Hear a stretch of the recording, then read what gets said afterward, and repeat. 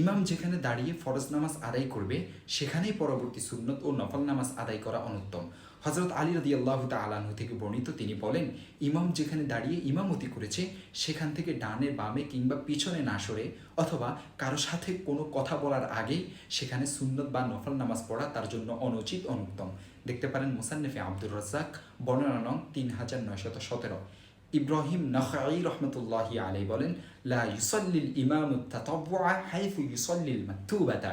ইমাম যেখানে দাঁড়িয়ে ফরজ নামাজ পড়েছে সেখানে সুন্নত অথবা নফল নামাজ আদায় করবে না। দেখতে পারেন মুসান্নিফে আব্দুর রাজ্জাক, বর্ণনা নং 3919। অতএব ফরজ নামাজের পর ইমাম নিস্থান ত্যাগ করে ডানে বামে কিংবা পিছনে সরে গিয়ে সুন্নত বা নফল নামাজ আদায় করবে, এটি মাসআলা। দেখতে পারেন আল মাকসুদ সরাকসি রহমতুল্লাহি আলের 1 নং খণ্ড 38 নং পৃষ্ঠা, আল বাহরুর রায়েক 1 নং খণ্ড 335 নং পৃষ্ঠা, জামিউল মুজমারাত 1 নং খণ্ড 355 নং পৃষ্ঠা, হালবাতুল মুজাল্লি 2 নং খণ্ড 226 নং পৃষ্ঠা, ফতুয়া হিন্দিয়া 1 নং খণ্ড 77 নং পৃষ্ঠা।